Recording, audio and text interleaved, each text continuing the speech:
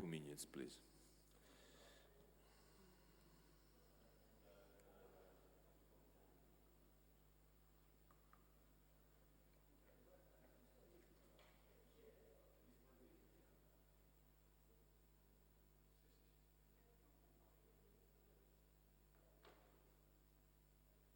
Okay, I think we should start. The next page will be led by Kay River, as an American-Norwegian architect, educator and researcher focused on digitalized environments. A current research course investigates brain-computer interfacing between humans and their worlds. Then, please, Kyle, the stage is yours.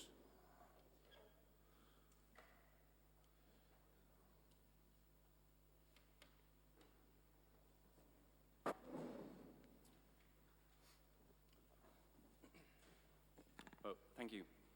Hope everyone had a nice coffee break, and thank you to all the previous speakers and for the invitation. Well, I'll begin briefly with this quote by the late Stephen Hawking. This is one of the last things that Professor Hawking wrote.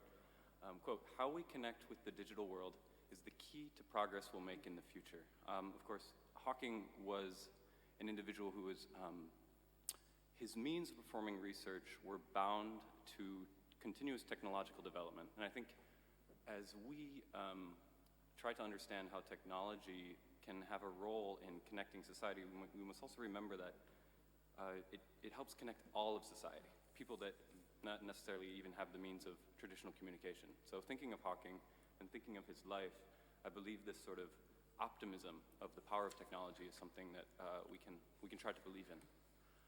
So my research is then looking from the perspective of an architect, how to look at the related fields of technology, human-computer interaction, neuroscience, urbanism, and how we then can weave the sort of digitization of the built environment into our disciplinary models.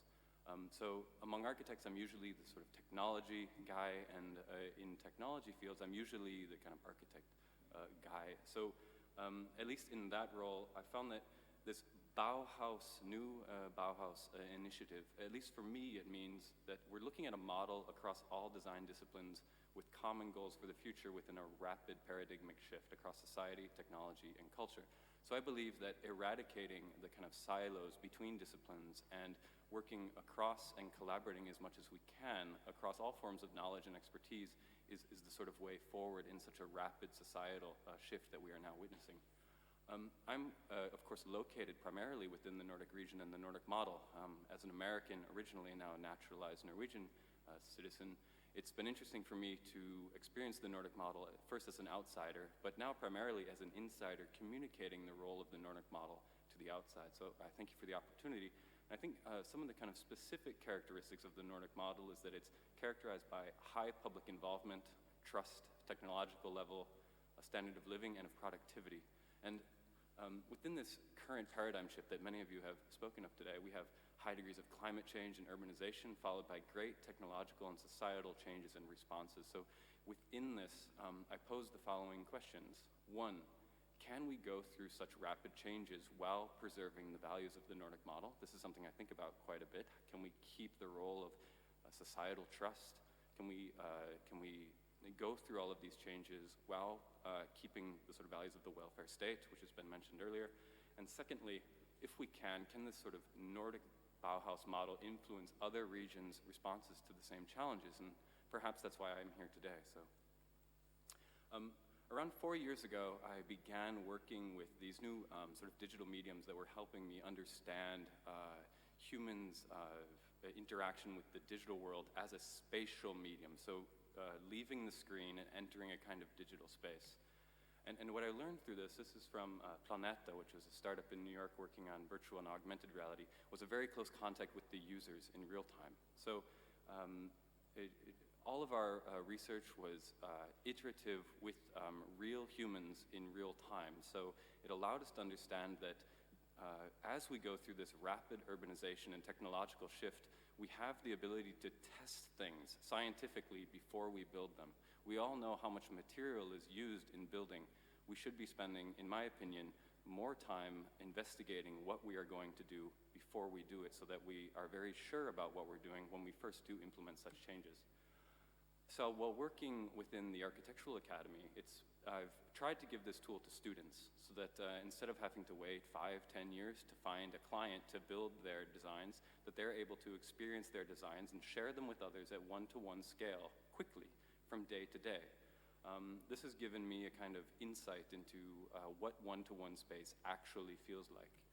And by connecting this with tools such as 3D scanning and photogrammetry, I saw there's a laboratory of photogrammetry in the next room, so I'm sure you're familiar with this technology. We're allowed to connect that with the existing built environment. So we're allowed to test how much the digitization of the existing built environment can be in the same manner, methodically tested. And this can be connected to how we do laboratory experiments. So about 50% of my work is doing laboratory experiments within a controlled setting so that these variables can then be, let's say, standardized to a certain degree and can be communicated to other researchers working within the same fields. But also, quite a bit of my research is working with real case studies and real built projects. So here, this is a bartender who is then testing out every component of this bar in London before it is built. Again, so close contact with the actual users as a condition of this sort of methodology. And there's a kind of friction here between the physical and the digital. This was not the most popular decision to bring in 5 wheelbarrows of dirt from the outside into the school, but it allows us to kind of test things, that we can mix digital and physical material to make better simulations and to test things before we build them again.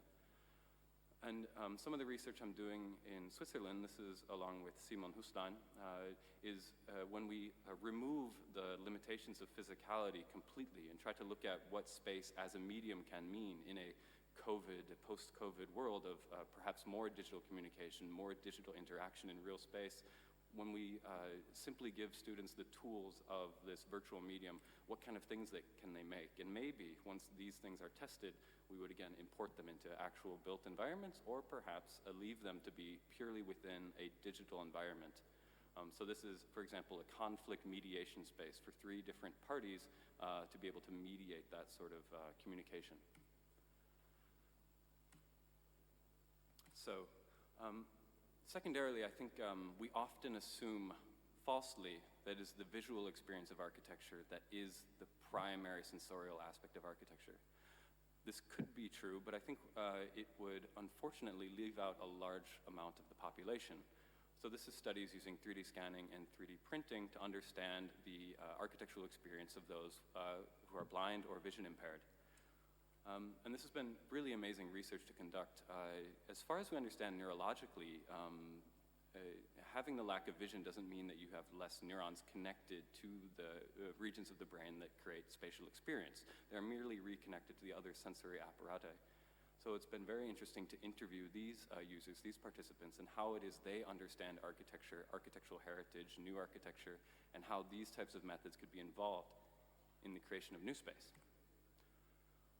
So part of my lab work then has been using these techniques also towards the role of architectural history and preservation. Now I'm sure we all understand that climate change will pose some great difficulties to what kind of decisions we will have to make. And I think we may have to accept that we will lose a large amount of architectural heritage due to climate change. So part of this research is understanding, in the condition of losing architectural heritage, do we have the sufficient technology to create a backup? So this tool is a 3D scanner that then replicates environments digitally at one-to-one scale. And this is a little bit of what it's like to expose these types of tools to students of architecture. Now, in my teaching, I try to remove the idea that all architecture must be a new building from the ground up. It could be existing architecture, and it could also be a digital architecture. So here the students are asked to find a project in Oslo that they feel will be lost or removed due to political or climate change aspects, and they're then asked to attempt to create a backup of that space. The second component, once they have created a digital backup with as close accuracy as possible, a modern 3D scanner can copy space at about 1 to 1,000th of a millimeter accuracy at its best, and about 8% color differentiation. So it's quite close. And so some of the research I've been investigating is how close can a backup of architecture be experienced similarly to its physical original. And some of the neurological evidence we have coming out of this is that the experience is very close. So I think that gives us a new set of tools to be thinking about the role of architectural heritage and how we can be making difficult decisions. Some other fieldwork regards this technology of augmented reality, which is a technology that allows us to test buildings on site before they are built.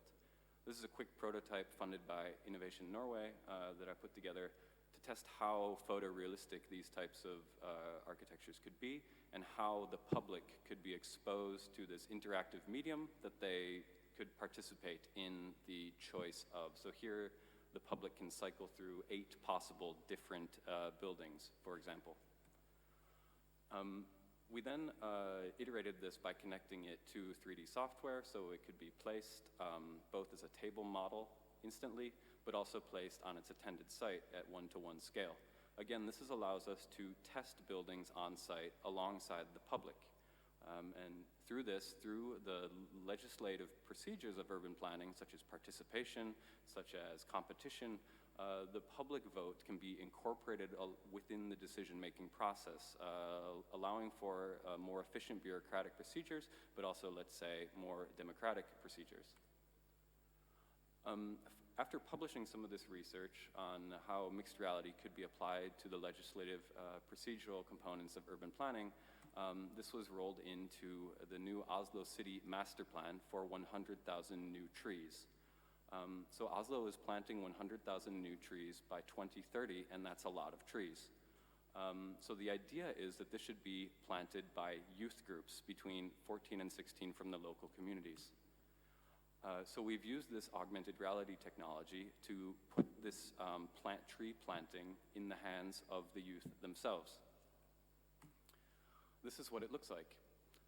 So this young man is 14 years old, and he has been given this technology with a list of trees from the responsible department in Oslo, and he is within his own community planting these trees digitally. These plans are then converted into digital data, submitted to the authorities, and planted physically within as short a time frame as possible. Part of my experience is see how can we crowdsource these large urban interventions at scale and enable to create these rapid technological and societal shifts.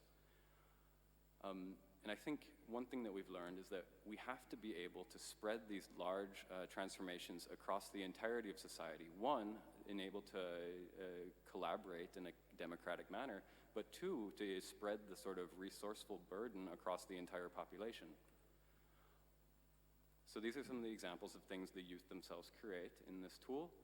And of course, they have to present this to politicians, and they have to kind of learn how to perform research case studies at a quite young age. So just showing a little bit and talking a little bit over how that works. I think one thing that we tend to forget is that the burden of sustainability and this green shift is actually being placed upon these young adults, these young people. And so perhaps our role is not to make large structural changes without consenting them. It could be that our role is to place the mastery of these tools and the mastery of these processes within the hands of the generation that will have to live through these changes. So again, is our role to embody changes in and of themselves and to make the decisions, or is our role to create procedures that allow the youth to take these massive structural changes which they will have to live with into their own hands? So these are some examples of the digital designs that these youth create in their own local communities. So what's interesting is they have lived in these communities their entire life.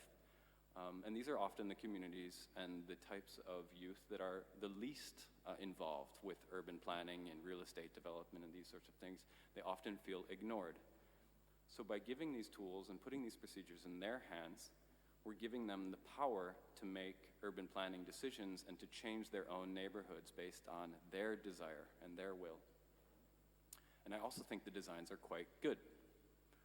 Now, when working in this manner, one also has to, let's say, consider the role of the digital native, which I think is a member of the population that is born more or less with an iPad in their face. I can attempt to show people how to use augmented reality, or I can also just give them an iPad and they will teach themselves faster than I could do so. So I think, again, we have to reconsider perhaps what our role as the adults in the room is in terms of the generation that has to incorporate all of these changes we're speaking of in terms of sustainability and this green societal shift. The second thing is, once we've created this digital data, we have to go through and do it in a so-called, on a paper drawing, which is, of course, Stone Age technology to these individuals. But this is the formalization of these plans into something that can be bureaucratically, procedurally permitted. But what we're working on is how those tree models in and of themselves are directly incorporated through GIS data into the master plan drawing directly into the hands of the planners. So.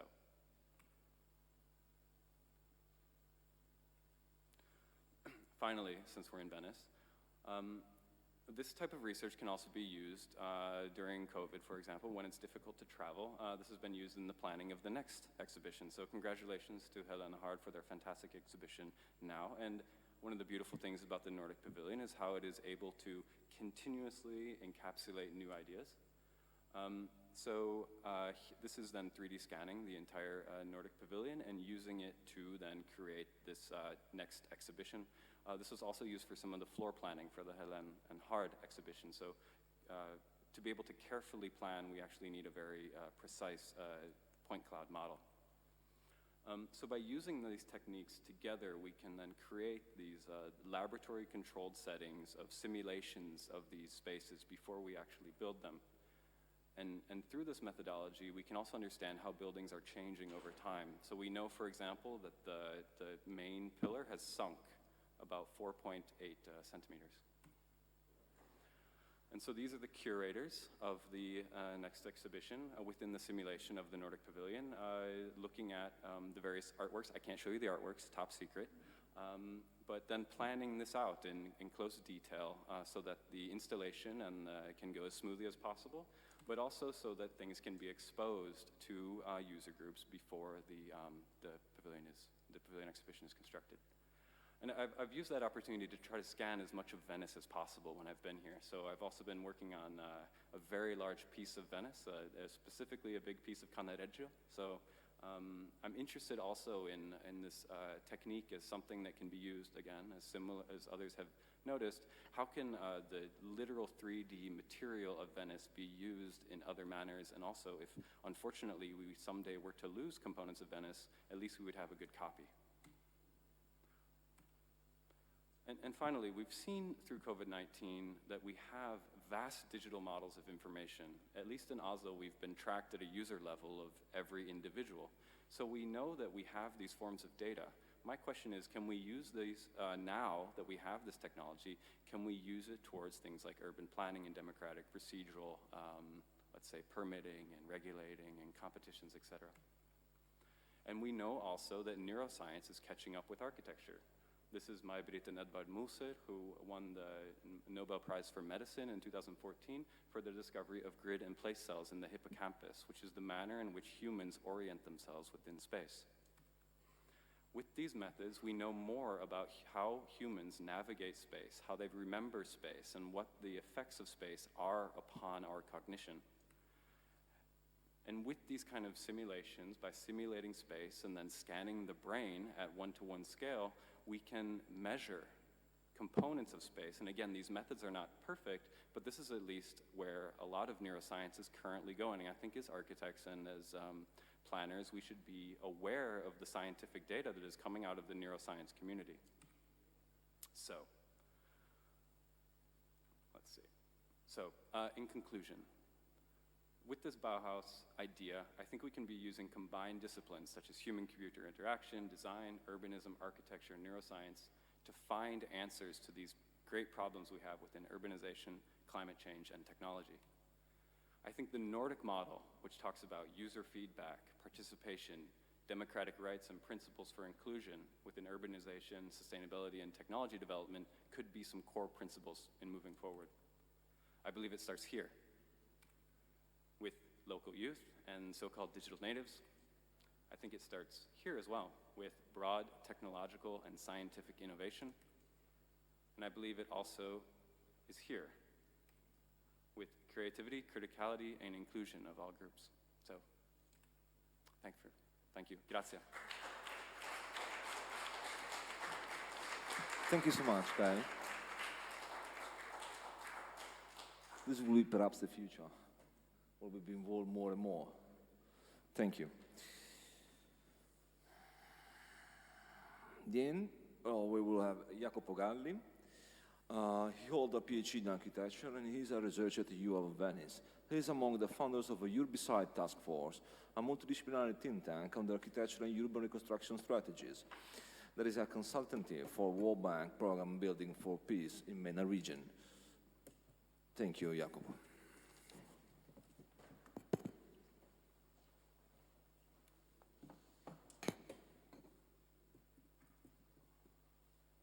Okay. Thank you, Matteo. Thank you for the invitation and thanks to all the speakers before me. And I'm Jacopo Galli, and today, I'm going to talk to you about our ideas for the new European Bauhaus initiative that already Kai was mentioning before me. Venice today is a measure of the problems and a model for the solutions towards the construction of a global future capable of combining sustainability and beauty. The Lagoon City exists only thanks to strenuous intervention of strategic planning, continuous care, and administrative courage that can guarantee the survival of the settlement and its environment. But the permanent risk condition that characterizes Venice throughout its history is today extended to the entire planet that is experiencing the first effect of a climatic and environmental crisis that will radically alter lifestyles and societal models.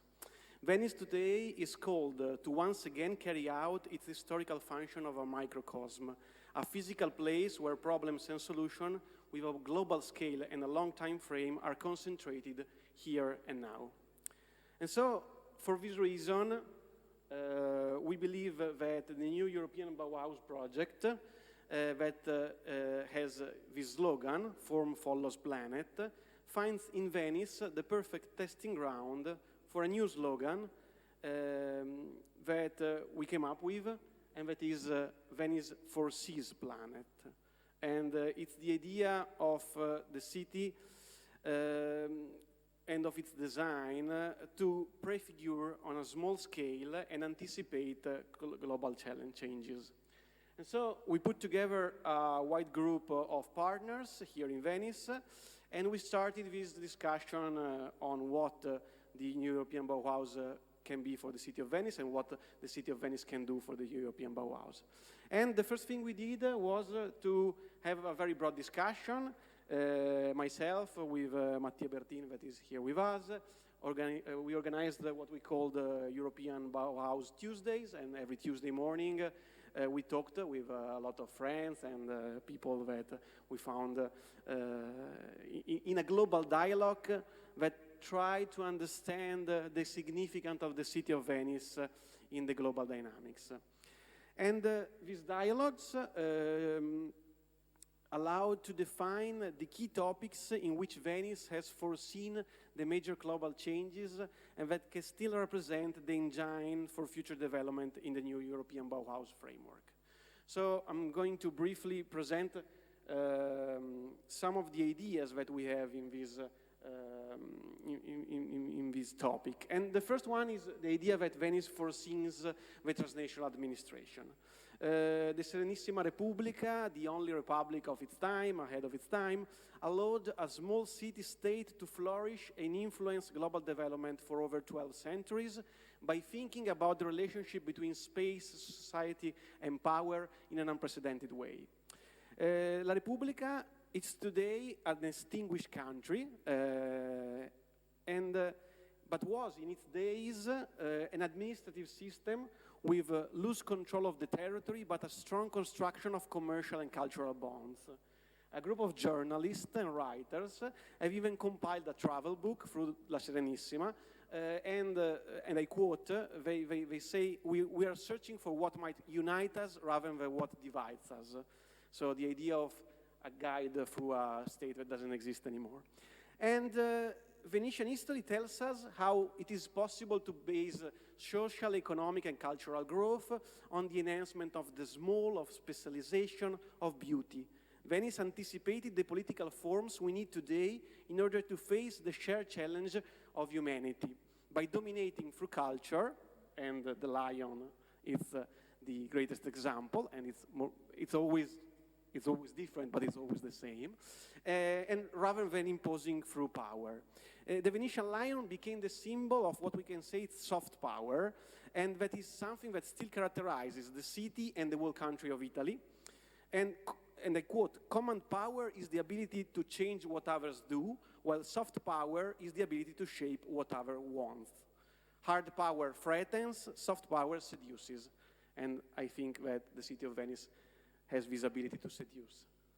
And so today, in a world in which national borders are becoming every day less important, and in which the ecumenopolis, the city extended to the whole planet that was described first by Konstantinos Doxiadis in the 60s, is becoming a reality, the experience of the Serenissima Republic can provide some insights on the future. And so transnational mega-regions are rapidly taking the place of nations in the economic and cultural fields, and the top 40 global mega-regions in economic activity make up about 17% of the world population, but produce 66% of the economic activity, 85% of patented innovations, and 83% of the most cited scientists.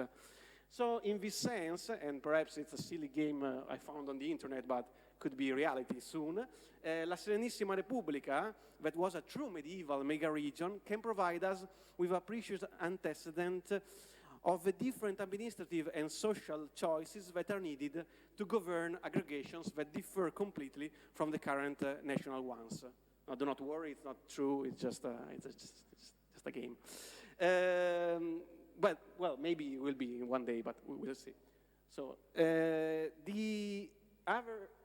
the administrative capacities that are linked to the ability of Venice in designing its territory by taking care of the difficult balance between replication and enhancement of natural system brings us to the second topic, that is the capacity of Venice to foresee the cyclical use of scarce resources.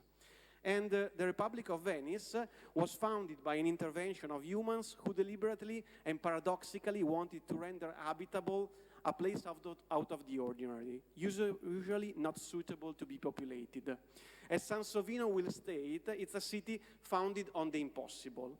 But the administrations understood that some topics that were central in the survival of the Republic could not be entrusted to the ever-shifting political powers, but had to be managed by superior bodies called magistrature that allowed the fragile, humanized territory to be supported through continuous management. And one example that I want to give of the magistrature is the capacity of the state to weight the use of the territory in a sustainable way. Venice guided political and economic choices, knowing how not to exceed the replication rate of its ecosystems. And an example is the management of woods, of forests, that were central in the continuous construction of the city and the preservation of the lagoon system, avoiding soil landfills, is an example on how the Serenissima was able to construct an ecological society able to completely control its resources. The forest of the Dolomites that we see in this map from 1638 were all inaccessible to the public, and the rate of growth and cut was strictly controlled to maximize production and avoid waste. Next. The forests were all subdivided in different types of trees, each intended for a different purpose. For example, in the Cansiglio forest, there was beech trees that were shaped to produce the oars of the Venetian galley and were known as Foresta d'Aremo in Italian. Or in the Somadida forest, a particular climatic condition allowed, with very low temperature and few days of sunlight in a valley, allowed the trees to be very thin and very strict, and were perfect to construct the main mast of the galleys. So the whole wood was intended only to construct the main mast. All the cutting techniques and pace of growth were carefully studied and planned to maximize production and stop the degradation of the soils and waste of product. The system was so well defined that between the Campo Formio Treaty that ended the Serenissima Republic in 1797 and the appointment of his person on the left, Adolfo de Berenger, as the first wood inspector of the newly formed Italian kingdom in 1865, a 6-century-old system had been destroyed in just 50 years of uncontrolled exploitation. Adolfo de Berenger was a key figure in the attempt to study and preserve the Serenissima model, and also a very good friend of the other person on the right, but he's called George Perkins Marsh. He's the first ambassador of the USA to the Kingdom of Italy, appointed directly by Abraham Lincoln, that will write this seminal work, Man and Nature. He will establish concepts such as ecology and sustainability. And it's something that is very devoted to the relationship of the Serenissima with its forest. But the preservation of the trees was strictly linked to the construction of the city that can be defined as a forest of upside-down trees, and they allowed an original few islands to be compacted, defined, and enlarged. The ecological equilibrium was guaranteed not only by wise use and of administrative decisions, but also by the capacity of the Republic to develop the highest possible technological solutions of its time, of course. This was possible thanks to the Arsenale, that was a research and industrial center, innovating technologies and increasing efficiency. The Arsenale is probably the first modern industry, okay, next, an urban space completely devoted to production, in which every part of the building, as we can see in this image, is shaped and dimensioned based on the characters of the goods produced in it. A building complex that is the medieval version of assembly lines. It's probably the first assembly line. Next. Next again. And the most important and most famous is surely the Corderia, the spaces today host the Biennale, that was intended for the production of ropes and took its form from this idea of the ropes. Next. And I'm happy to share the same images with Margherita. And the sum of the choices of geographical location, use of resources, and development of technologies defines the construction of the cities through the process of selection of materials, techniques, and urban types, mediated by the continuous negotiation of evolutionary social models. A complex process that dictates the construction of the urban space and transforms it in another manageable resource. Through a process that is not generically organic or guided by chance, but that follows clear rules that can be traced and rediscovered. And in this example by Franco Mancuso, the shape of the city of Venice can be reconstructed by tracing all the firewalls built perpendicular to the canals, on which all the building that constructs the city, from the most complex to the simplest, are attached, physically attached, following a common urban logic. It's a system of rules that does not lead to homogeneity or standardization, but rather builds a solid base for an infinitely variable system. And so firewalls can be considered the real urban materials of the city, generators of the urban identity, and form factors of the whole urban environment.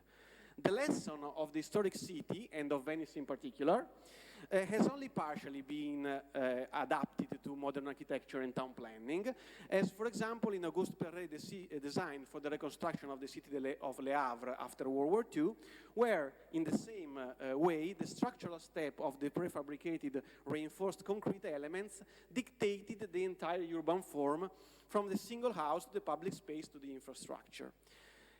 Similar concepts were applied more recently in projects such as those of Balkrishna Doshi, that have tried to repropose the complex relationship between recurring elements and the range of possible variations that characterize the historic city, and attempted in the definition of a design system in which buildings are not seen as concluded elements, but rather as triggers of a long-time process, whose results are not necessarily traceable in advance. And the next step is the idea that Venice is the place of the continuous necessary adaptation. Venice foresees the concept of adaptation, that is something that today we discuss a lot. The city is the center of a very wide territory, designed to guarantee its survival. It is an environment that must conserve always an amphibian nature, an undefined aspect that is somewhere halfway between water and land, on which the life of the city depends. Next. To maintain and model such a particular environment, next, Italian engineers diverted rivers, dug canals, reinforced the strip of land that separated the lagoon from the sea, identified a series of legislative measures, and maintained the artificial integrity of this amphibian system. The term maintenance, and we can see how the old map and the new one look very much alike, is reductive. The term maintenance is reductive. It does not fully describe the historical urban planning enterprise of the Venetian, because it was a Venetian ability to care for the amphibian environment that required persistent intervention, adaptation, and continual planning. The city evolved slowly but steadily by progressively subtracting land from the lagoon and shaping a series of densely inhabited islands that combined hydraulic engineering, urban design, infrastructure, and mobility. Next.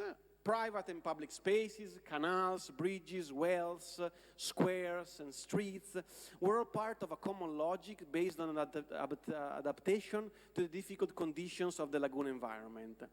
Venice is such a place of great contradiction, a city on water, but without any access to drinkable water and no natural springs. For this reason, the Venetians developed a complex and refined system of water capturing. Next. The Pozzo alla Veneziana, that is constructed by an excavation of approximately 6 meters below the soil surface, and the dimension of the well catchment area gives shape to the private cloisters or to the public campo that were hosting these wells. Next. Then the technology is the outer strata of the excavation is covered with clay to completely avoid the mixing of polluted water with the catched fresh water, and the excavation is then filled with thin sand that constitutes the water filter for the well. And then a single stone slab is put in the excavation, and at the end of the day, it's the well, the only thing that we can see in the urban environment. Everything else we cannot see. The construction of the Venetian wells has been refined in centuries of trials and errors process and required specific design and constructive skills provided by the pozzieri or well constructors. Next. The Venetian well represents a common shared property among the neighboring houses, not necessarily a public service, but rather a system of joint ownership among groups that use the well and care for its continuous maintenance. The current shape of the campi is the result of the complex process of urban metamorphosis and adaptation. Next. But the lack of water, of drinkable water, is contrasted by its opposite, the periodical threat to the very existence of the city posed by high waters. In the images of the Acqua Granda of 1966 show the effect of the record mark of plus 194 centimeters above the medium level and started a desperate global call for the safeguard of the city. But in 2019, we almost arrived to the same quota. We arrived to plus 187, but the images changed a little bit, as you can see. And changed in this almost joyful tourist enjoying the tragedy that was occurring. And this shows for me the increasing difficulty of a city that is almost completely devoted to the tourist monoculture in facing the growing threats of climate change. To answer these problems, Venice is producing thoughts and projects. And the most debating and troubled one is for sure the Mose, that once again revolutionized its form while keeping faith with its nature. Fragility and risk have always been the main drivers of the lagoon city, continuous renewal, in an urgent need to radically rethink the settlement system and the different scales in a sustainable way. So, once again, Venice anticipates the global challenges of tomorrow that involve updating the built environment and conserving historical settlements. In light of the necessary major modification of urban life that will be required globally in the near future, the problem of a relationship between architecture, resources, water system, and climate change becomes essential.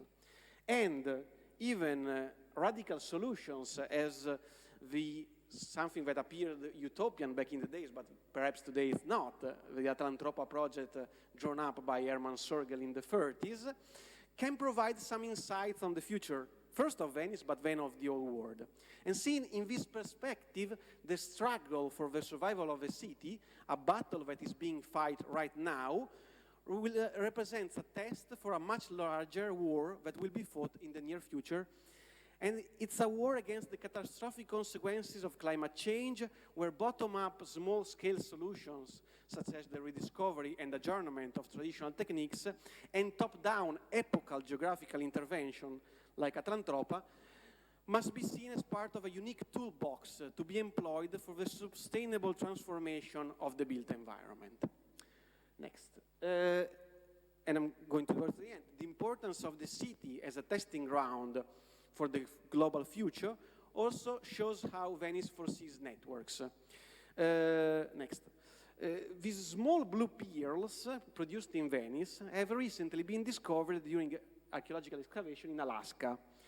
And studies have confirmed that they date back to the 15th century, almost 100 years before Cristoforo Colombo voyages. So, showing how the range of commerce of the Venetian were well beyond their sphere of influence. And, obviously, inside this system fell also Norway, with the incredible story of Pietro Querini that while in a commercial trip to sell some textile in the Flanders, got lost and ended up in the Lofoten Islands, only 200 kilometers south of the Arctic Circle.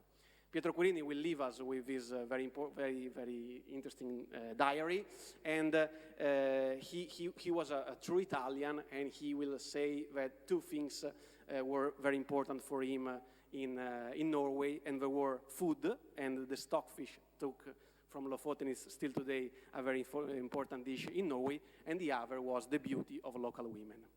And it is extraordinary to think how in the 12th and 13th century the wealth of the Venetian merchants was mainly due to the spice trade that had a special regard with hyper-luxury products such as nutmeg and cloves that grow in nature, only in the small island of Banda, in the Moluccan island in Indonesia, that will be reached by Europeans only in the 18th century.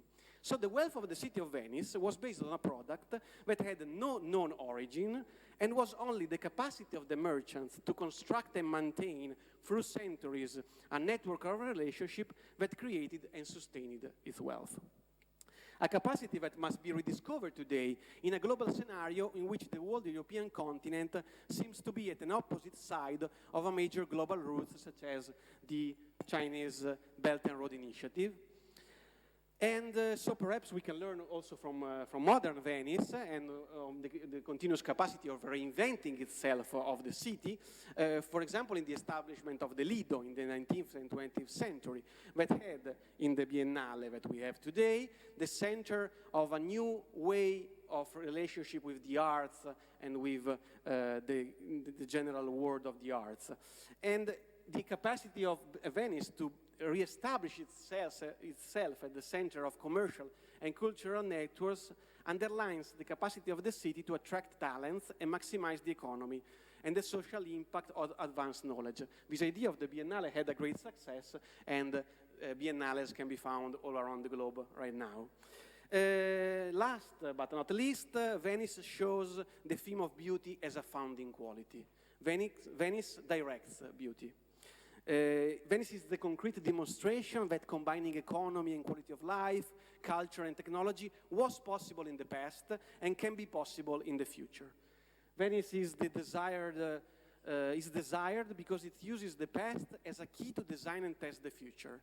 The city in which every element is subject to a common and interscalar logic can speak to all the territories and cities that today are looking for an imaginary, a model and an horizon to overcome the global crisis we are experiencing. From the object to the building, from the work of art to the urban space, from the product to the territory, each piece of Venice builds a profound and coherent dialogue with a virtuous wall. And I'm closing. In this sense, the words of a former youth professor, Giorgio Agamben, are for me very, very useful. And he says, when the mega cities will die, a new municipal civilization will have to be thought of, defined by a balance between the local and the global economy. The history and physical reality of Venice could perhaps provide some indications. And so, it's really not a proposal, it's really just some of ideas, and now we know that there are all these problems, but also these chances, and from next week, when the new European Bauhaus initiative will start officially, we would like not only to start thinking about this here in Venice, but we would like to invite everybody around the world to help us think how to apply these ideas, first in Venice, and then perhaps to the whole world. Here we have some ideas that start from our buildings, from UAV, that we have these beautiful buildings. This one is very beautiful, but also we have these beautiful buildings around the city, and that can perhaps be the beginning of a much larger project and of a much larger idea on how to use Venice towards the construction of the future. Thank you. Thank you, Jacopo, for this excursus of Venice. Pretty interesting. And, okay.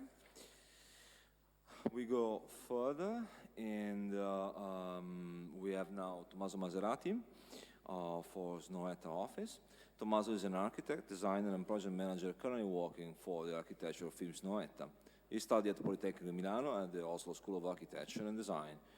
During his education, he participated to several workshops, curated independent exhibitions, and worked in offices worldwide. His interests span from conceptual and theoretical thinking to sensibility and composition and form, with particularly focus in architectural representations. Thank you, Tommaso.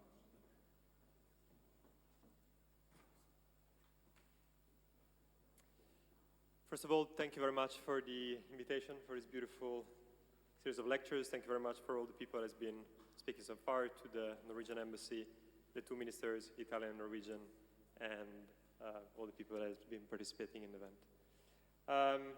Today I want to speak about a project that is the conversion of the former slaughterhouse complex in Milan, a competition that Snoetta won during the summer. Next, please. Oh, sorry. Yeah. The site is located on the edge of the city of Milano. It's still kind of like part of the city center because it's like 2.5 kilometer distance from the Duomo, but it's still kind of like in a pretty marginalized position compared to the other areas of Milan. It's not as polished, it's not as sort of kind of like prominent as other districts. The district of Calvairate is mainly characterized by the presence of several markets that characterize the area. Next, please. The site is huge. It's 150,000 square meters. Mainly populated now with buildings that are abandoned. They're buildings, although that have kind of like inherent spatial, architectural, and industrial qualities. Next, please. These qualities you can see from historical pictures. This is the interior of one of the North Market that was serving as a market hall at the time. So you can see this kind of like beautiful kind of like rhythm of architecture. Next, please. And the most iconic element that is the facade of the Galleria. There's the most prominent building in the complex, where you can see this beautiful detail and kind of like architectural details of the facade. Next, please. Another important thing is that this is a view of the site from Viale Molise, one of the main kind of like corner and accesses in the city of Milano. The site is still currently defined by this wall that sort of kind of like wraps the whole area, leaving a totally kind of like impermeability towards the site. Next, please. From the 90s, the site started a process of slow abandonment that arrived to the current state of today of decay and ruin, where you can see, for example, the main galleria being left as a bare skeleton. Next, please. Where nature basically took over. Nature basically infiltrated in a lot of the pavilions, and for us, this kind of like colonization of nature, kind of like repossessing the space, was an initial source of inspiration for developing the project. Next, please. Till arriving to the north market, the north pavilion that I was showing you in the historical picture before, that you can see again, totally abandoned and is still a little bit unsafe now, but is a space that has inherent architectural quality, almost brutalist one, as you can see from the picture. Next, please. In 2020, Reinventing Cities commissioned a competition to redevelop the area and redevelop a new master plan with high sustainability goals. Next, please. And we won the competition as lead architects in a team that was driven by a developer, Redo, with a series of other architects, Barreche Lavarra, Stantec, Chapman Taylor, Cino Zucchi for the YED, but also a pretty big team of consultants and experts, mobility artists, sociologists, botanists, a big group of professionals that made the project a winning proposal. Next one, please. Reinventing Cities has really bold, demands really bold objective on cities around the world to fight climate change. They issued these 10 challenges that you can see on the left of the screen, spacing from mobility to water use to social inclusivity, etc. But we try to take ARIA, that is the name of our proposal, a little bit with higher aims. We try to look at the Sustainable Development Goals, we try to look at Piano Area Clima, we try to look at what actually the Paris Agreement really needs for, and we took these initial 10 goals and we tried to achieve a series of higher goals. The biggest one is to make the area the first carbon negative area in the municipality of Milano. Next, please.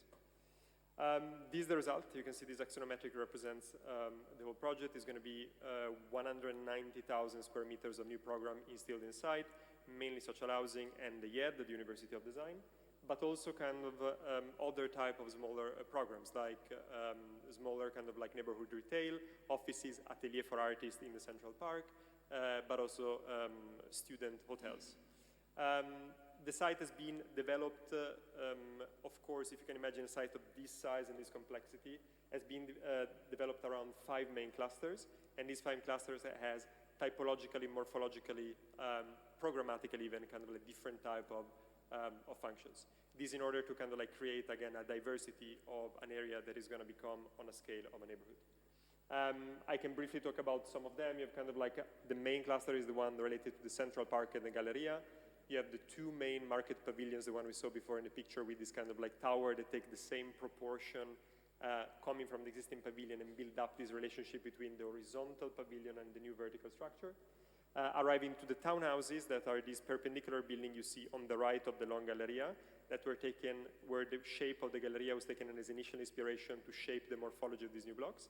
And then you have the 2 new sort of kind of like volumes that occupy the sites. That is the south part, the former poultry area, where we try to work with the perimeter that still that characterized the site at the time of still characterized the sites, and the east block, where we have like a total new construction, but still create a porosity and kind of like an opening towards the big park. Next, please. From the beginning of the competition, we really wanted to have like a strong conceptual push, mainly focused on 3 points. The first one is to preserve as many buildings and trees in the site as possible. The second thing was to open up the boundary of the site, not only to create kind of like a visual permeability, but also to create like a physical permeability into the site. The third element is to let green and landscape flow in, and the landscape is going to be the element that ties the old structure, the existing structures, with the new insediative volumes. Next, please. And this green had a gradient that went from public to private. In the public areas, this green is more untamed, more wild. As you transition to the more private ones, passing, for example, through the the gardens of the residencies or the urban allotments, till the most private of them all, that is kind of like the interior spaces, this green becomes more and more tamed, more and more man-made, arriving to what you see in this kind of like contrast of these images, the natural kind of like really wild and tame park on the left, and the air factory that I'm going to explain you later inside of the gallery. Next. This green, as I was saying before, is the element that ties all the project together, the use of landscape. So you can see here how, for example, the existence of the Palazzina Liberty on the left and the North Pavilion is linked through the use of landscape and through the use of program with the new volumes. Next, please. For achieving the carbon negativity, we mainly worked on 3 core points. The first one is the sensitive use of material to achieve so. By reusing a lot of the structures, we saved more than 4,500 cubic meters of concrete on site. When this was not possible, we tried to work on a constructive method that has laminated timber as the main material, and when is that not possible, we're going to use eco-concrete as the main material of construction. This is one of the examples, is kind of like the interior of one of the pavilion is going to be inhabited by the YED, the Design University in Milano, where you can see the existing kind of like brutally structure being filled with the new insediative volumes. Next, please. The choice of material, according to a life cycle assessment method, that is basically a method that allows you to track through a digital passport the production, installation, and afterlife of each of the materials. We managed to take down drastically the CO2 emissions of the construction. As you can see, compared to a business as usual type of construction, we managed to more than half the type of emission, arriving to peaks of 82%, like floor slabs and other elements. Next, please. The second element that was key for achieving the carbon negativity was the use of energy, an innovative use of energy, mainly be achieved by a 5th generation heating and cooling district heating, sorry. That is achieved by reversible pumps that are placed under each groups of the building. And these reversible pumps allows basically to draw heat when working as heat pumps, but also release heat when working as refrigeration unit. This placed in a system allows each of the units to provide and consume energy according to the need. This, in relation with a series of kind of like energy wells that try to put the temperature in system, creates an energy loop or a thermal loop throughout the site. Next, please. Another key element for innovative use of energy is the use of solar panels. We overscale the production of solar panels on site at 36,000 square meters. This in order to achieve the real element of carbon negativity. Why? Because the real idea of this neighborhood is not just to create energy and produce energy for the neighborhood itself, is also to create a real energy community. What does it mean? That the electricity that is produced on site is sent back, is sold back to the municipality, to the closed city, and therefore subtracting CO2 from the surrounding.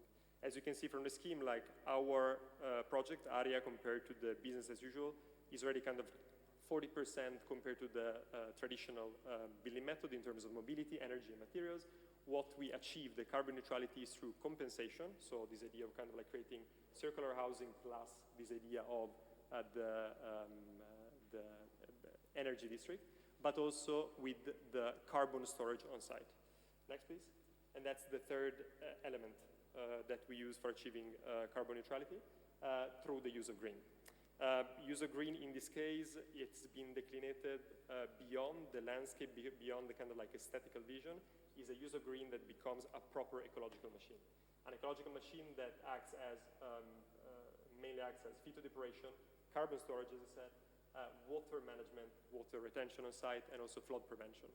Mainly in all the green areas, but mainly in the big central park, 30,000 square meters of an urban park, center of the site. Next, please. This becomes even more evident, more kind of like this machine with the air factory that you saw previously. It's a device that we developed with Peanut and Professor Stefano Mancuso. It's basically kind of like a box filled with plants that where air is forced inside, and air bypassing through soil, roots, and leaves gets purified of all the kind of like volatile organic compounds and other bigger pollutants that are in our cities nowadays. And just for giving you a scale of it, like 1 square meter of air factory can purify up to 250 cubic meter of air per hour, and we're introducing this clean air in indoor environments and makes, of course, more healthy and more livable spaces. The other interesting thing is that this device could be, it has different, could have different dimension, could be scaled, proportioned in the site, so become like a small device that you can keep in your apartment, but at the same time it could become the size and the scale of a room, as you can see in the next picture, inside of the Galleria, where you can see this contrast between kind of like this pretty contemporary kind of like technological machine and the old structure of the Galleria itself. Next, please. So this contrast between existing and the new, between kind of like all the new technological innovation side of the site and also the programmatic diversity that we introduced in the site, took to a paradigmatic change of function. From a production of meat, next please, to a new production of sustainable living. Every project that's Noetta, every architecture project also starts as a landscape project. And I would like to conclude with the wish that ARIA could become a virtuous example on how making city and making urban environment and creating landscape at the end could be the same thing. Thank you very much. Well, thank you, Tommaso, for presenting us Noetta project, and very interesting, and also hard to be realized. Questo è Reinhard.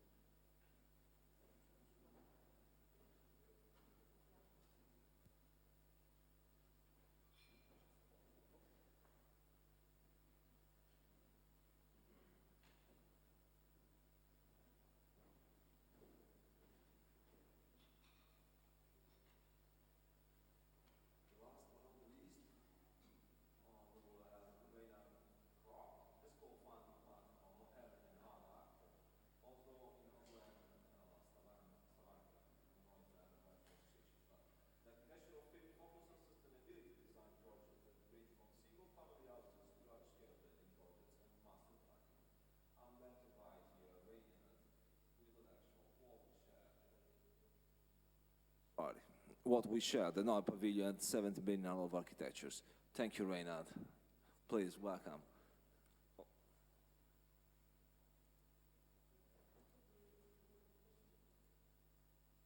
Wait.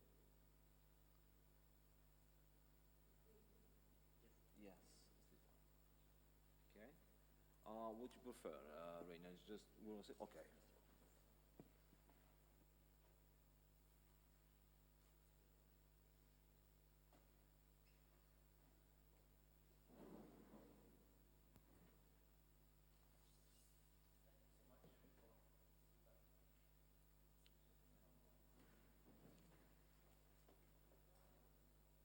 Yeah, okay.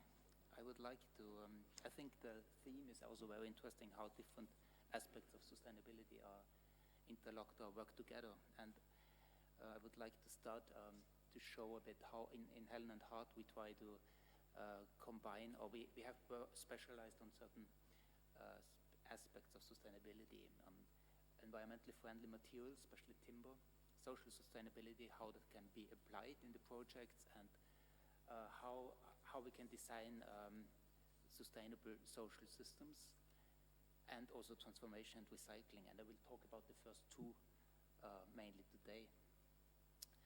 I don't think I have to explain why timber in Scandinavian countries is a very sustainable and environmentally friendly material.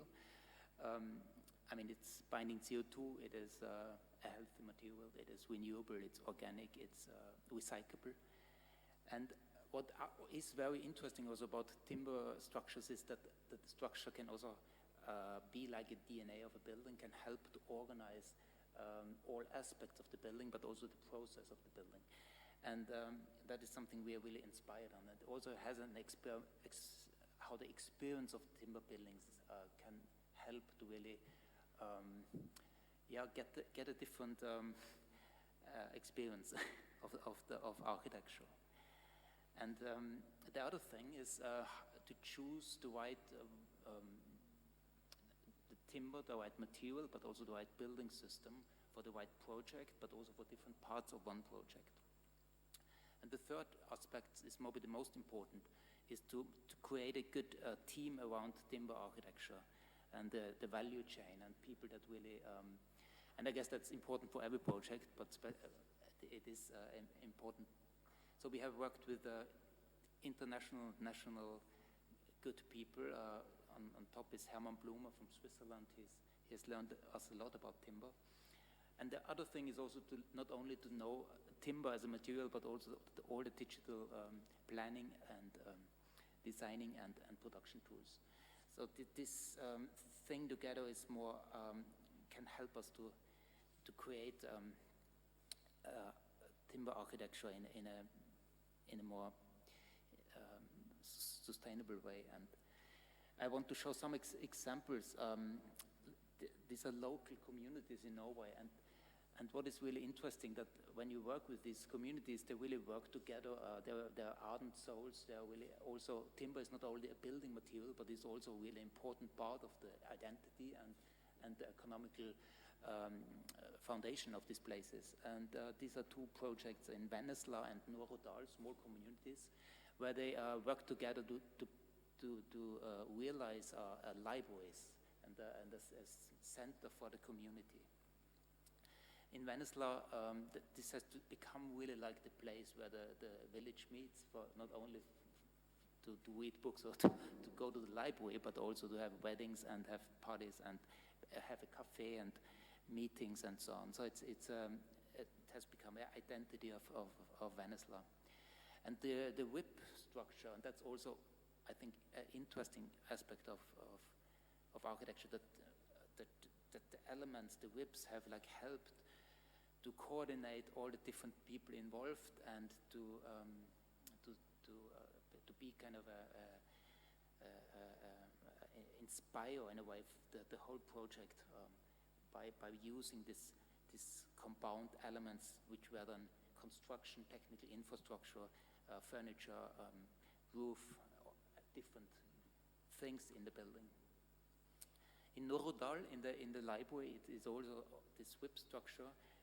And the interesting thing is not only a library, it's a housing project, and it is a bank. So completely different people work together. And as an architect, to have this a system where everyone can gather around, in this case, this whip structures, was very helpful in the coordination and the daily work with these projects. Another example of a really sustainable development in the city center of Stavanger was when the local bank decided to have the headquarters in the middle of the city.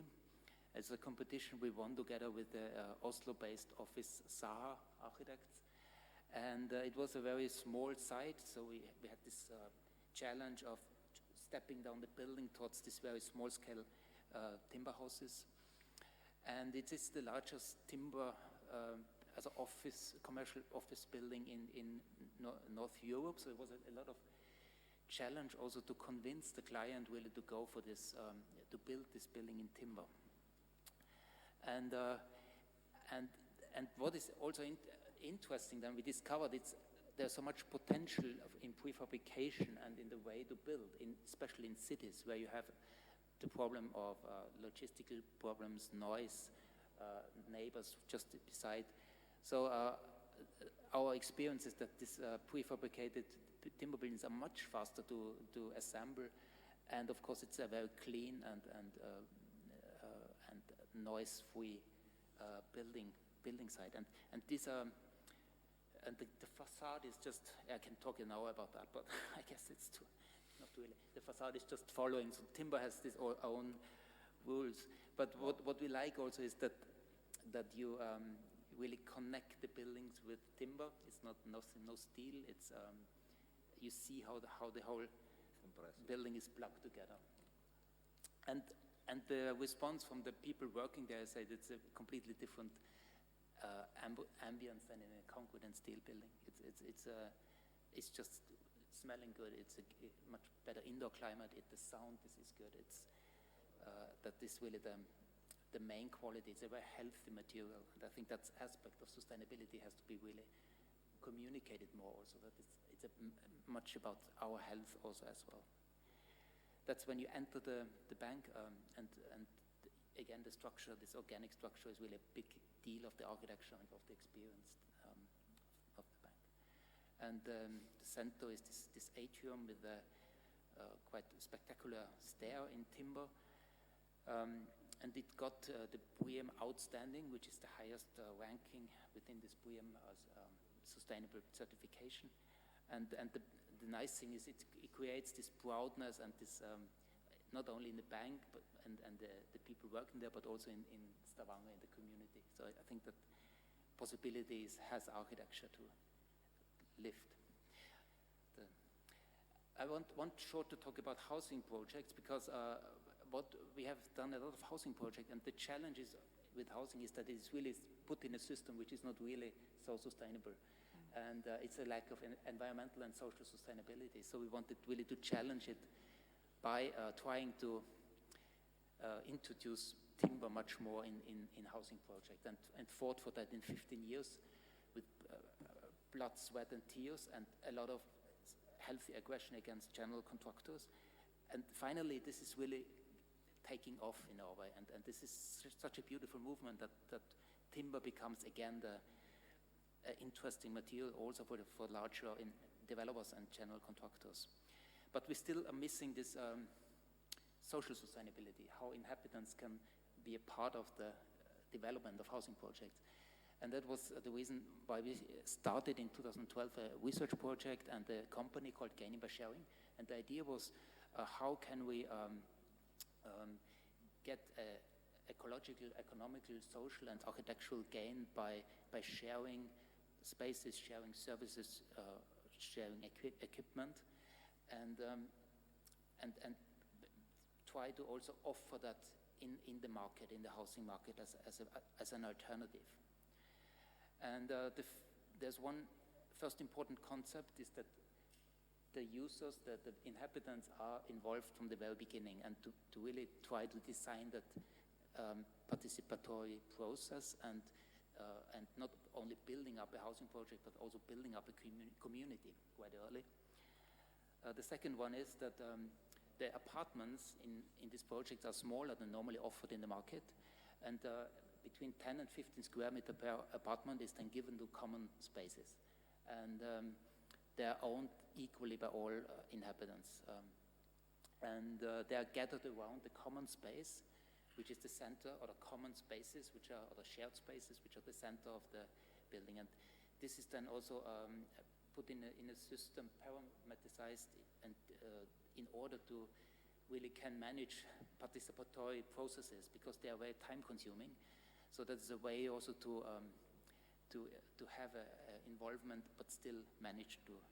So we have 5 Gaining by Sharing projects in Norway, and that's very interesting to see how that will develop further. And the third concept is to define building system that is also a part of the model, and the value chain which is really then taking care of the environmental sustainability. It's based on prefabricated timber elements with a high degree of competition. This is also something which is not usual in Norway, but I think it's really important to have is isolation technical infrastructure cladding these things prefabricated and have as assemblage has as little assemblage on the construction side. So the first prototype was on our own property in Stavanger. So my partner and CF Helene Stangeland and me, we were also the developers in this project, and we had another green investor, Sis Leire, with us. And these are 40 units, 67 people living there. It's co-housing project in the city center of Stavanger.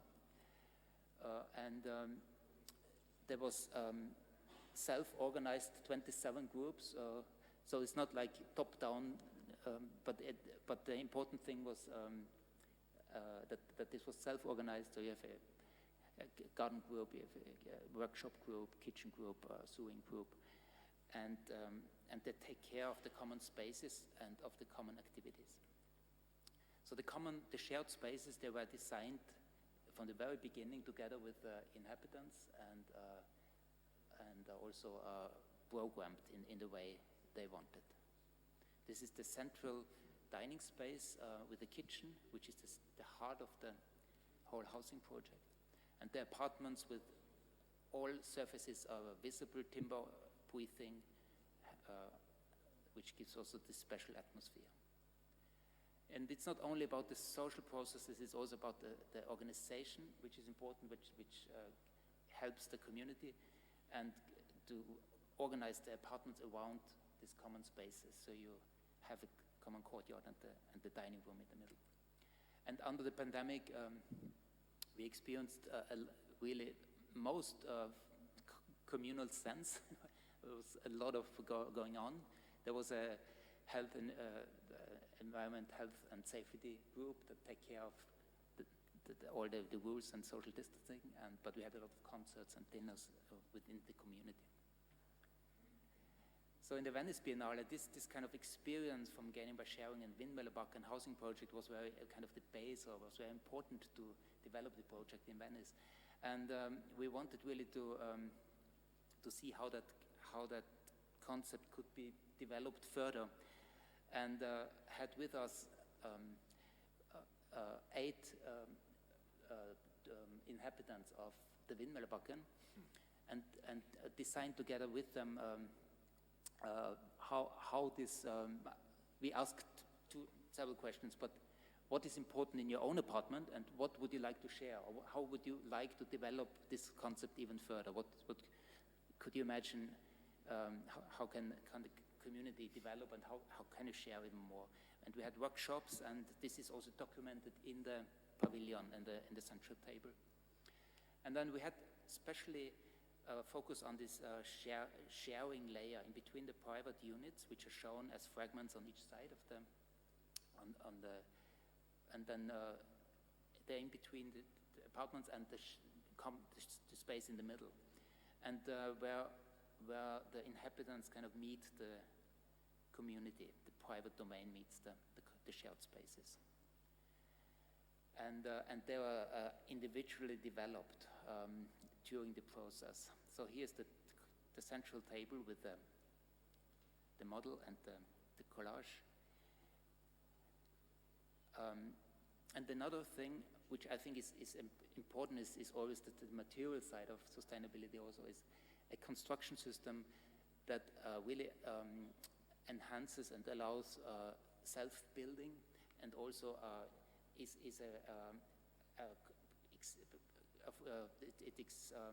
made of very few elements. It's solid blanks, towels, and peach, and that's it. And with this, you can build all elements of a housing project: the walls, the ceiling, but also the furnitures.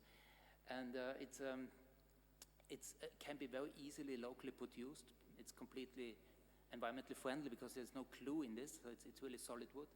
And it is also a small element, so it is possible to build it by yourself. So, and I think that, but you can put it together to larger elements with these rods you see on the right side. So in the pavilion we also had these cardboard walls, so you can build your shelves and furniture, and everything was then quite easy to assemble.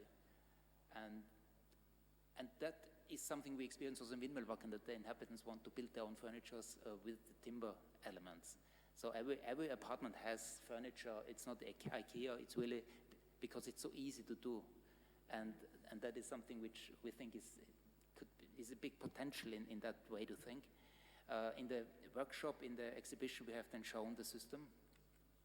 Here you see the workshop. And here's Endre and Irene living. Endre is really a nerd with Japanese tools, so he wanted to live close to the workshop, and he's also involved in the workshop group.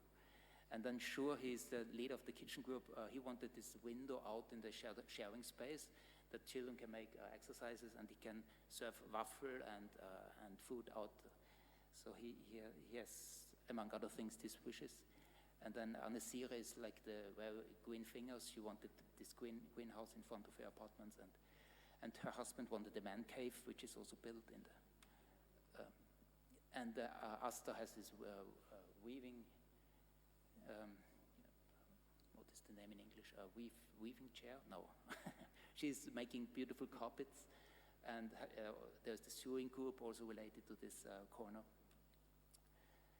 And Bodil and Selma. Selma has really established a play group in Wimmelbakken. There are 10 kids playing, so they have this beautiful environment in the.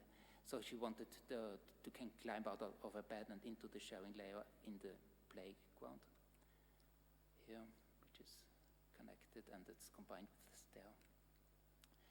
And then what was also an important issue was, of course, this amazing space, which, and thank you for your help also, because it was so important to have the digital scanning of this floor.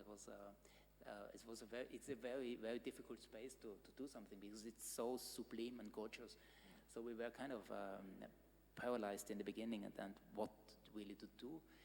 So it was important to keep the whole installation low, connect to the ground, introduce timber, and build around these amazing trees, and have the common space around that. And also then the system helped us, because you have this shelf-like system which kind of goes in dialogue with the concrete whips. So it was this also an important part, that it's not an exhibition about co-housing, but we wanted this is something you can experience, and you take off your shoes and you can kind of enter and experience the space directly.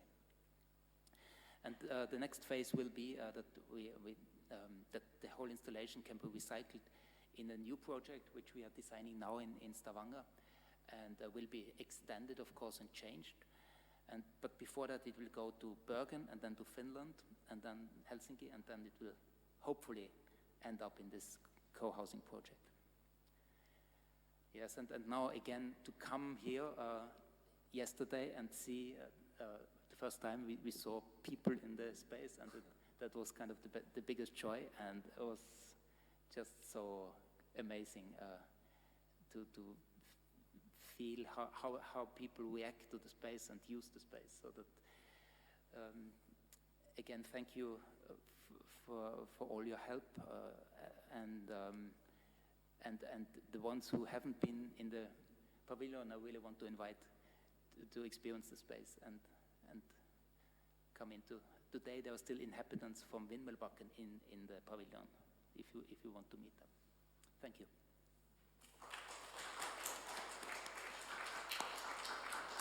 Thank you, Brian.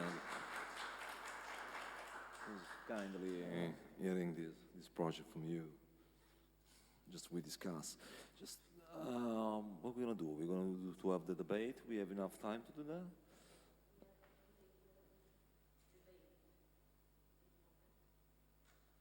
Yeah, we have the debate actually. Maybe we can take 5 minutes, or you want to start? You will start. We can go on. Then I think that after contact, after these discussions and these presentations, I think that sustainability have a different declinations and possibilities, because this morning present us very different approaches to sustainability that are quite interesting. I mean, just from the big scales of the city to the medium scales of the municipality to the really small scale of the community. But what I think is very interesting is that before sustainability is a process, economical process of reduction of etc., as something that is deeply cultural, as deeply related to the cultural of the places, both to the culture of the people because the interactions of the people, as Reynard said, is something that's really cultural. Then, I mean, cultural means paradigm. Then we are now facing a shifting of the paradigm in our era, and then sustainability comes and have to set new setting of rules, a new way to engage for the futures. Then, I think that the reflection that we're gonna start from this debate, and we have the time to do that, is that how we can find a way to link more this pushing of the cultural into sustainability in order to make this cooperation between Norway and Italy more closest, I think. Then I suggest some suggestion, because Reynard, for example, these small spaces in betweens are expandable in a certain way. You can build by yourself. Then sustainability at the scale of the neighborhood is something that you build by yourself. But sustainability change when you have the scale of a cluster of a municipality. It change when you are in the municipality as a board of architects. But change when we talk about Venice and its systems of relation, and change itself when we design plug-in to see our virtual reality and just appearing trees all over, and change when we design big master planning, but with the idea of concept of porosity, of concept of the landscape, all integrated. Then we have so many facets of this very shiny diamond that is sustainability. Then for trigger the debate, I think that it's interesting if we start from Reynard, and the last one, but not the least, actually, to lead a little bit the discussions of how could be expand these terms of sustainability, and how could be more cultural in a certain way, because the transformation starts from the culture and recognitions of this, I can say, this knowledge that we have now. Then, please, I don't know if you want to take a word so we can accommodate here on the bench.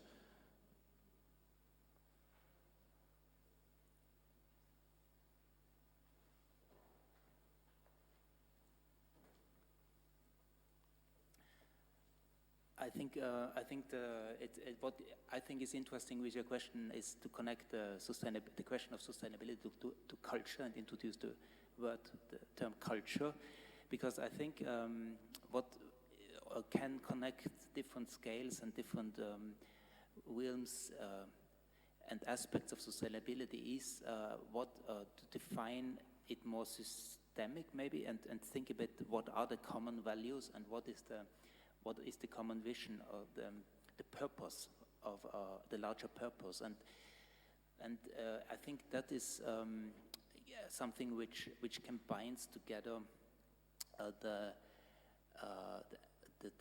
very different and heterogeneous elements of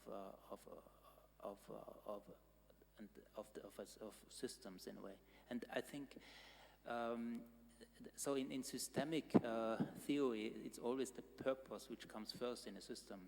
That's the thing which should be defined. Why are we doing this, and what should it be?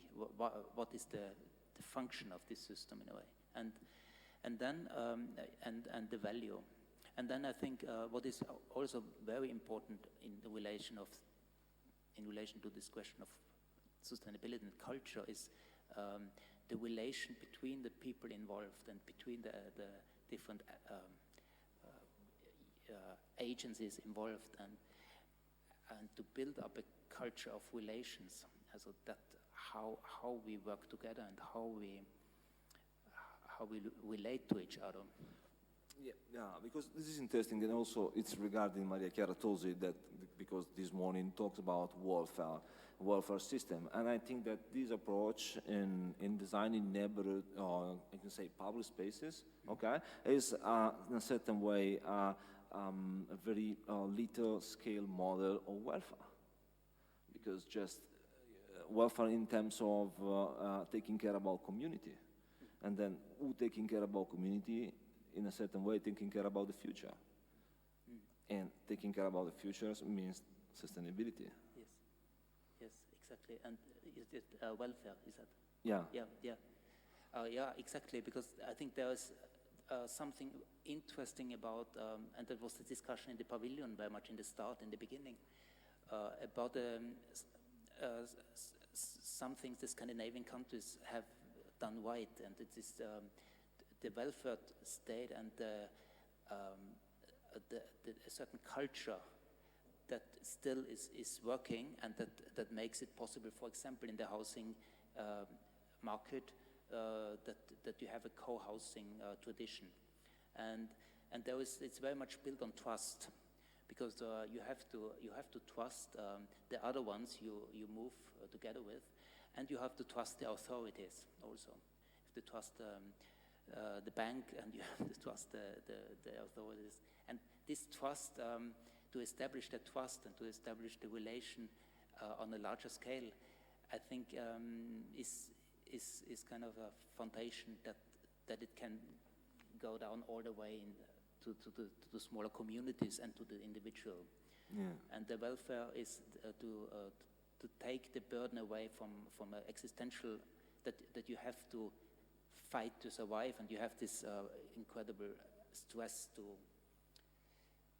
have enough, to have your health insurance, and you have your education for your children, and all these very basic things that if that pressure is taken from your shoulder, you can also be, as an individual, more open and more trustful, and can allow to collaborate with other people. Yeah. I think that kind of culture of to think that certain things, the market can't solve certain things, an individual can't solve certain things. You have to have a political ambition to go into certain questions, which are for sure health, education, and I would say also environment and our built environment and natural environment, and how we live together, and how communities can be built up, and I think. And at the same time, I think what is a big trap there is that architects say, okay, this is something the politicians have to solve, or this is something up there, and I can't change it because these are my borders. So I think to find a bridge, what the contribution, that is something we discuss very much, Steve and I, how can we make this bridge and make a step that is not only one project, but can be like something that can be replied. Can grow. And I think that's is a constant learning. So it's not any solution that I think would. But this is the interesting discussion, I think. Of course, this is an incremental process. Then it's an ongoing process, and just in an ongoing process, we have to find out the many things that are working or not. Exactly. Margherita, you want to say? Oh, thank you, Rainer, for don't stay there. Just we.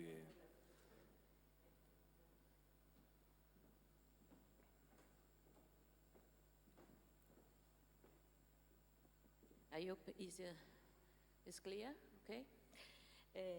Thank you very much. This occasion is for us a good occasion to talk about what we need to rediscover for sustainability. I think that we have in the past detached many things. Too specialized approach to the smart city, that is the smart health, the smart economy, the smart sustainability, the smart culture, and so on. So culture is what we have to reestablish as an integrated vision of our approach. And this space, I visited this space, is very interesting because it's a co-housing, but the key words in these days is just sharing. Many things, sharing culture, sharing places, sharing spaces, and this is what we can also rediscover through the different cultures in the cities and in architecture. I think that the role of architecture in many times has been too technical, no, in the definition of sustainability. The sustainability in social is something that is not cannot be only a technical effort.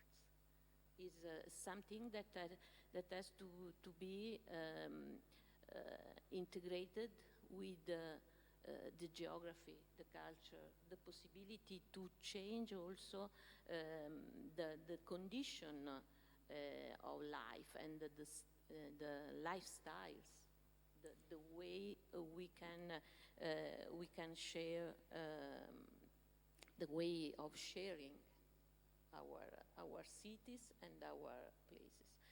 So I think that perhaps in this event we can start also a connection for two different cultures, no, of living. We have as a reference Nordic countries as place of connection with the nature, as an example, as model for the relation between construction and nature. I think that now we have nature as part of culture. It's not more something different from culture, and this aspect is important for a new integrated approach.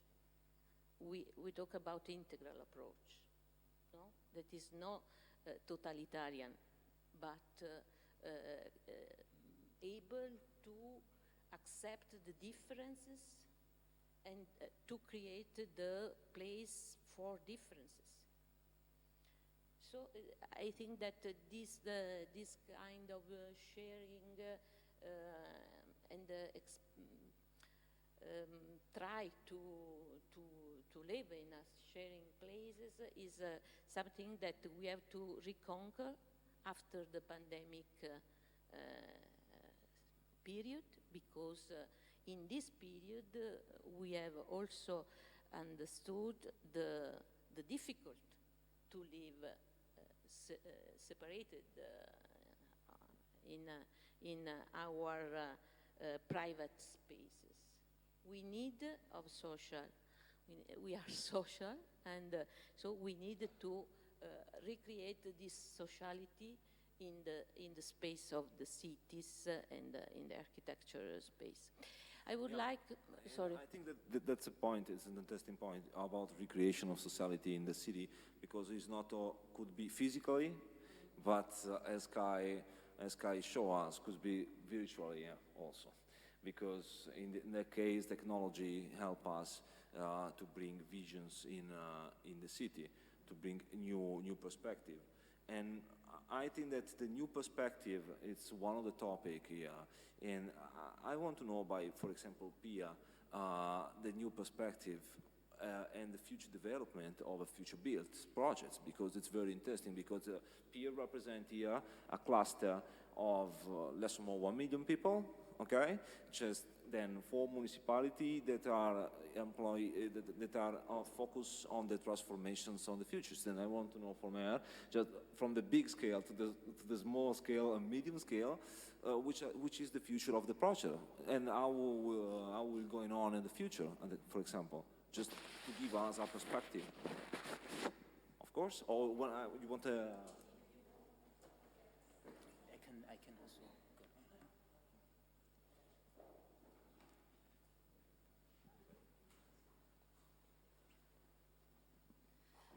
Well, first, I totally agree with you, Margherita, about the way social sustainability is the important issue. We have perhaps had too much focus on counting GHG emissions, so we forgot about making the good city. And I think we really have something to learn from Italy. I mean, Italy is everybody's dream, of course. The Italian village, the Italian town, the Italian city, and the way you live in Italy, the vibrant life on the streets. And we can see that that is getting more important in Norwegian projects as well. I think we forgot about it for a period. And in Future Built, the first 10 years, because we were established in 2010, we have worked a lot with single buildings architecture. But now, from 2020 and on, our focus is neighborhoods. And we see that neighborhoods is the important issue, and that everything that happens within the neighborhood is interconnected. It's not. We have to continue counting GHG emissions because we need to lower those emissions. But we also need to think about social sustainability. We have to create places that are attractive. We have to reduce the amount of transport, for instance.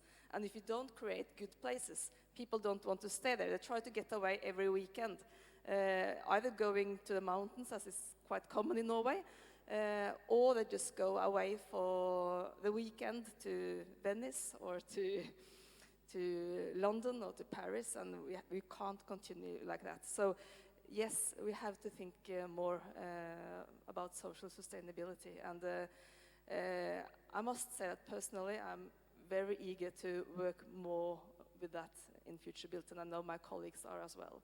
So I think the future is it's neighborhoods and social sustainability in combination with what we've learned, of course. It's a change of scale in a certain way, just from the bigger plans of developing to the little plans in a certain way. Yeah. Then taking care about people before taking care about, of course, all the process of sustainability. Yeah. That's pretty interesting because also it's fine because in a certain way, when you talk about Italy, the little country with all small villages, blah blah, we have this culture from the past. It's a part of our heritage, but paradoxically, with the globalizations and all the economy process, we lose that kind of soul that characterize our small countries and our small villages, because we are all deeply related with the fastness of current life. But back to taking care was also one of the, of course, on the topic of the Biennale a few years ago. It's, I think, one of the issues of the futures, and this could be a good way to Yes, of course, and Vindmøllebakken has been a very interesting project for us in Future Built, and we had it presented at several of our seminars before, so it's really very interesting. You are connected, of course. Just no, but sorry. Then I think that could be trigger also this kind of sustainability with the welfare space, with the welfare system, could be triggered on because behind the lines I could read that there is a strategical and political interventions behind this. This is a policy actually that taking care of course, we are talking about different scales, but when PIA represent like 1.5 million people and a cluster of 4 municipalities, we are talking about a city of a middle scale actually. Then if this cluster of municipality represent like a city, I think that the policy there is concerning welfare. Would you say something, Chiara, about that? Just to express, I think, a vision, and then it's interesting because here we are talking about from physical to policy.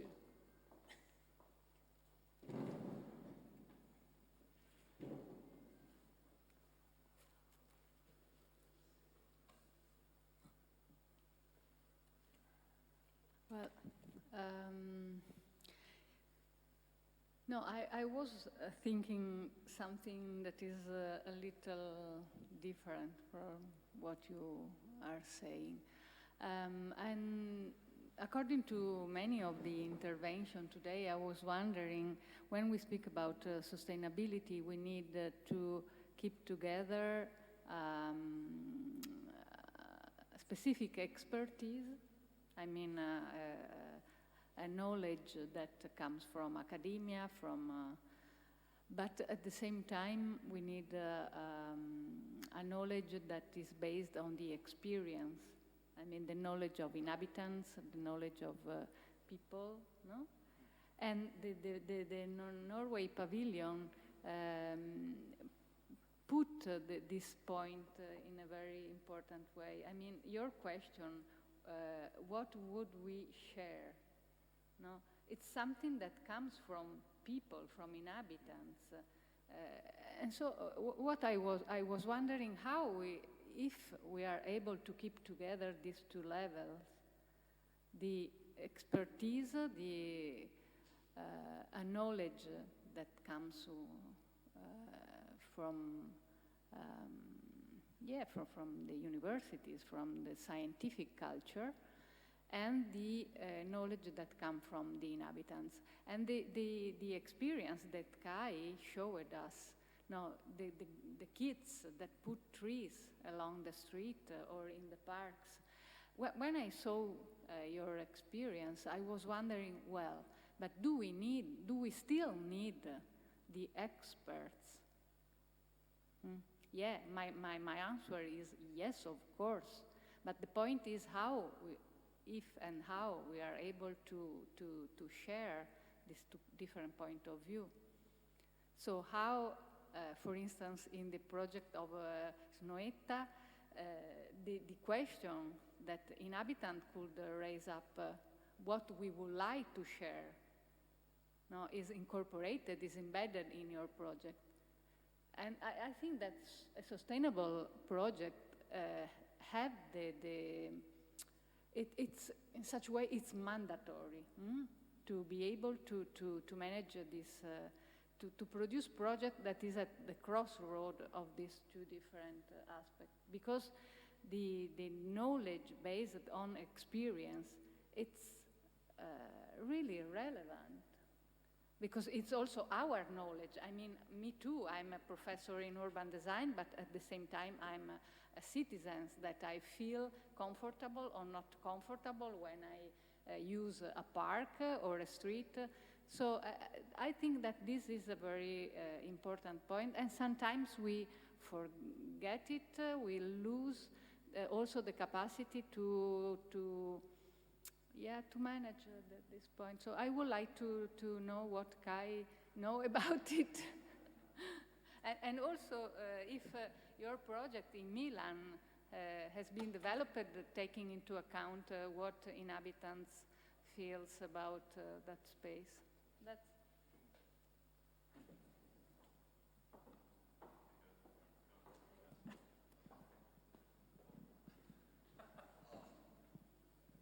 Is this on? Okay. Well, thank you for the challenge. I think what we all are agreeing upon is that there's something valuable about this shared interest in preserving culture, history, the welfare state. There's something, I think, that could broadly be described as a kind of Western European consensus. No? What much of my research has found is that within societal development across both urbanism and technology, there are a few dominant trends. The one is the sort of Silicon Valley model of technology and society, which is a kind of neoliberal consensus of mass privatization and services and urbanism based on the individual. And so all of the technology we have in our phones is based on an individual feedback loop that's creating an individual filter bubble for each individual inhabitant, and also turning their data into a commodification that can be turned into individual advertisement.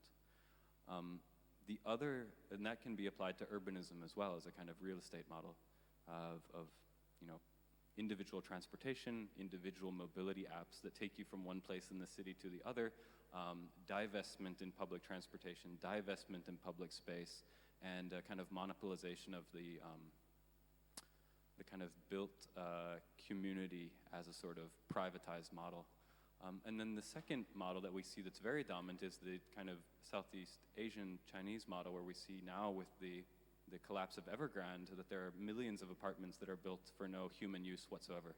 I believe we have 8 million apartments in China, at least probably 80 million, that are not meant for human consumption whatsoever. So I think within at least a Western European model, to a certain extent, we have to recommit to the idea of a welfare society that has collective values. And I think this can be applied to architecture, urbanism, and technology as a whole. And I think when we look at technology development and urban development through that lens, we can perhaps try to understand that we can use technology for collective values and for welfare values. And I think as well that we can be looking at urban and architectural society as a type of commons. And I think that's something that we all in this room can agree upon. I think it's a set of values worth fighting for, so that we can stay somewhere away from the kind of pure neoliberal and kind of individualistic ideology, and also stay away a little bit from the sort of autocratic, totalitarian model, which we also see being applied across technology. So I think really trying to explain to the world what that model is and why it is valuable is a worthwhile contribution, I believe. I don't know.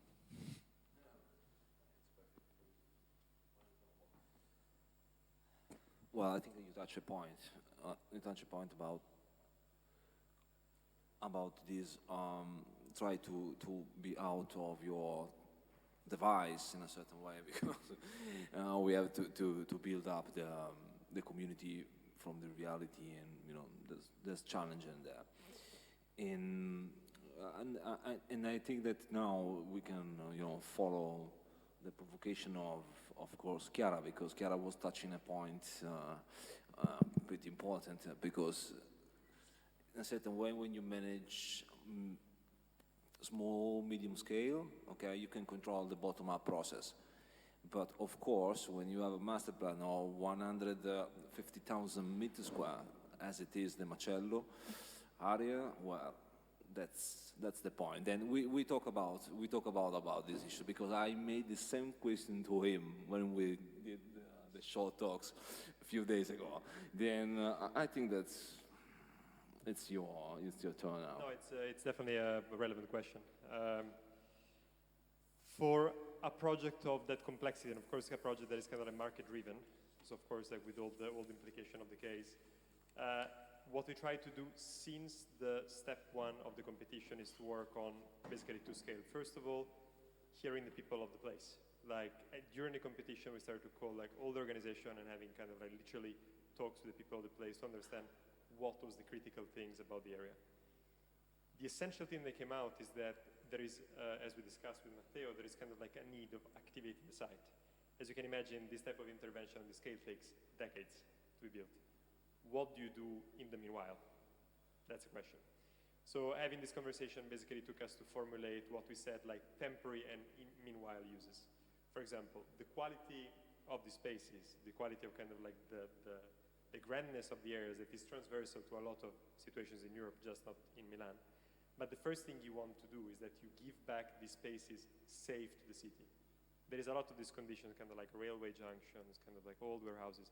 They're simply not safe. That's the first thing. So if you can, in a way, give back that to the city in a safe way and start to provide inputs that can activate the site. For example, a market, in this case, I'm doing specific relationship to the case of Ex Macello because it's what I know best, but like the idea that looking at the proximity of function and activating the site to something that can be complementary. For example, the markets in Milano, activating, for example, what we said, waste food market, that all of a sudden some of the pavilion could be related to that. The use of nature. So a lot of these abandoned sites, they have nature, pretty abandoned nature, so you can really emphasize this idea of the wild, rewilding of nature, however you want to call it. So all of these kind of like talks in the in-between, in a way, I think are essential for defining an area that could be successful in the future. The other element that I think is key is diversity. As Pierre was saying before, this idea of kind of like the Italian city, we all love it. Why do we love it? Because it's diverse. It's unregulated to an extent. Like you go around in Venice, like there is, the regulation is something that was related to kind of like commerce or kind of like in the 16th century, something like that. So the idea that the city nowadays is still highly regulated, and somehow it gets into these kind of like troubles. Part of kind of like the world that kind of like huge master plans that are not lived in because overly regulated. You said before, it can only be kind of like a political bottom-down or top-down decision. It needs to come from the bottom up. So this idea that, and that's what we try to do with Ex Macello, that since in an area of that scale, we try to diversify it as much as possible. And it's not just a morphological issue. I think it's mainly also a programmatical one. The idea of residencies, for example, yeah, you can say different form of living, what are these? That's why we try and decide to have like, you know, student housing, social housing, free market housing, housing for the elderly, like all these type of activities that in a way, if they're not kind of like provided as a ghetto, if they're not provided as kind of like a secluded environment, then it can activate, I think, a successful part of the city.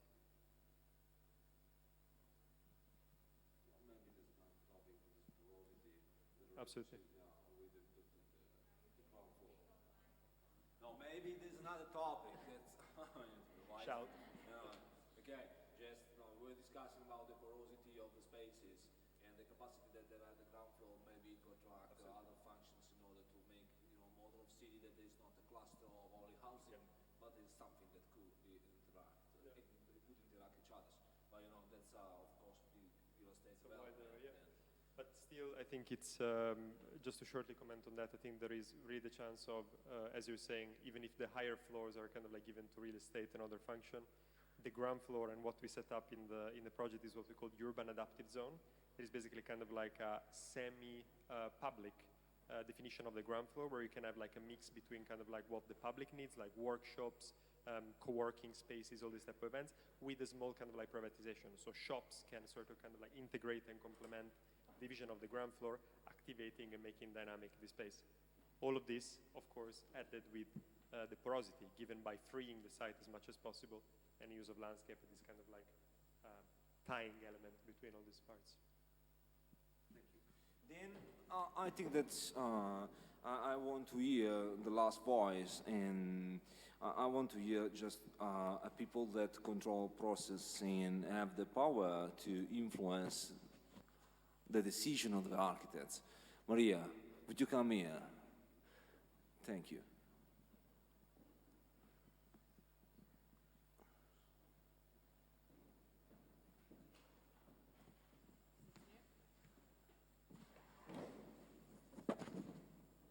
Thank you. I think this seminar has been very interesting, and for us, it's about understanding and to talk about architecture as something else than people are thinking of architecture as, because maybe in Norway at least it has been a very technocratic thinking of what is architecture is square meters in a way. And I think when we see the Italian way of speaking of this and the Norwegian today, the Norwegians are using tools that embrace people to encourage the feelings, to find out about what we experience. And the Italians, you are more feeling like people, so you don't need to talk about so much about feelings and to get people changed in a way from feelings, because you know it's a tool, but you are talking about the history and the academic way of thinking of public spaces and so on. So I find this very interesting, this connection between those two way of thinking and how to make understanding about the importance of architecture. So I can just say I'm very inspired. Well, thank you. I think that I have to thank you all for this day and the seminars. I think that so much microphone open. And I thank you all, and I think that it was very inspiring days. Also, the chit chat that we had during the last days, they draw me a picture. So about your visions of sustainability. And I think that we have common points to share and to build together a common vision that could be mutual in a certain way. Then we have to find out the right channel to develop, and I think that in the future we will have more talks, more things to share. Then this is, of course, my projections and something that could be really positive. Then thank you so much, and thank you for all.